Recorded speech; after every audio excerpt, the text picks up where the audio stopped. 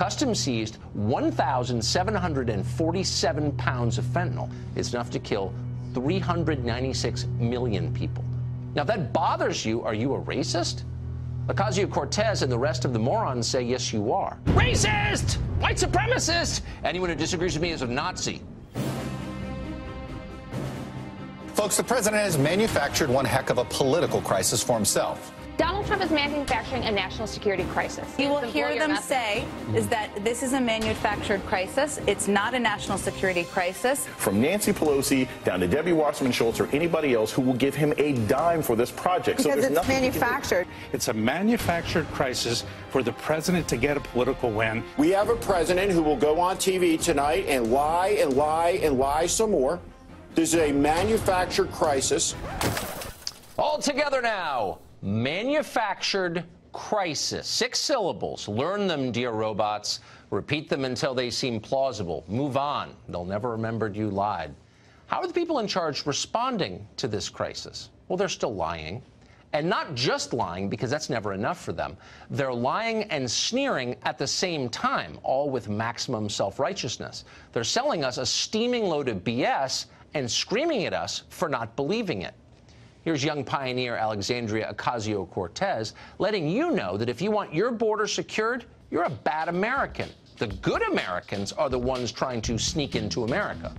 The president should not be asking for more money to an agency that has systematically violated human rights. The president should be really defending why we are funding such an agency at all. Those women and children trying to come here with nothing but the shirts on their back to create an opportunity and to provide for this nation are acting more in an American tradition than this president is right now.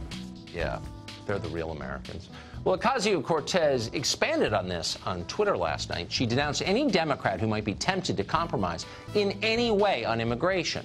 Only open borders are morally acceptable. Quote, where was the concern last week when 26 Democrats voted for a GOP amendment to expand ICE powers rooted in the racist plus false trope that Latino immigrants are more dangerous than U.S.-born citizens?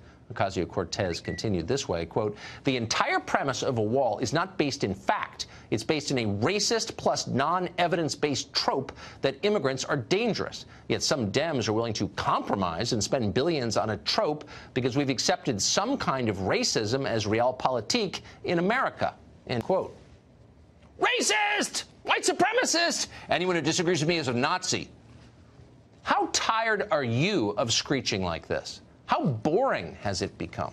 Well, not to Alexandria Ocasio-Cortez. She thinks it's fresh and cutting edge. She thinks she's the future. In fact, she's completely out of touch. She has no idea what America is like. Her tiny little world of fair trade coffee shops is thriving. She thinks everyone lives like her. That's how closed her mind is. She is the oldest 29-year-old in history. For millions of other people, the country they grew up in is crumbling. Bad immigration policy is not the only reason for that, but it's a major reason for it. Every year in America, drug overdoses kill more Americans than the entire Vietnam War. Now, one of the main causes of that is fentanyl, much of which is smuggled across the Mexican border. In all of fiscal year 2013, the Fed seized a total of 2 pounds of fentanyl. That's enough to kill 450,000 people. In 2018, last year, Customs seized 1,747 pounds of fentanyl. That is almost 900 times as much. It's enough to kill 396 million people. That's more people than live in the United States and Canada combined. Now, if that bothers you, are you a racist? Ocasio-Cortez and the rest of the morons say, yes, you are. Everyone else understands that borders are what make a country. If you can't control who enters, you are a failed state. Just this morning, DHS Secretary Kirstjen Nielsen put it in perspective. She said that illegal arrivals at the Mexican border are set to hit 1 million by the end of this fiscal year. More illegals will come in the first 6 months of 2019 this year than came in all of 2017. That's a crisis. It's also a humanitarian catastrophe. Today's migrant flows have created a humanitarian catastrophe. In one study, more than 30% of women reported sexual assault along the way, and 70% of all migrants reported experiencing violence. Very unfortunately, because of the increase in violence at ICE, when we have families with children, we have to give every girl a pregnancy test over 10. This is not a safe journey. Wait, what? It's not safe to walk through the Sonoran Desert? Migrants get raped trying to sneak into America? You must be a racist if you think that. Quick, somebody tell CNN so they can denounce Nielsen as a white supremacist. Someone might believe her otherwise. Since 2000, the number of pending immigration court cases has gone from barely 100,000 to more than 800,000. About 22 million illegal immigrants already live in the United States. That's more people than the populations of 16 U.S. states combined. That is more than the entire New York City metropolitan area, just of people here illegally.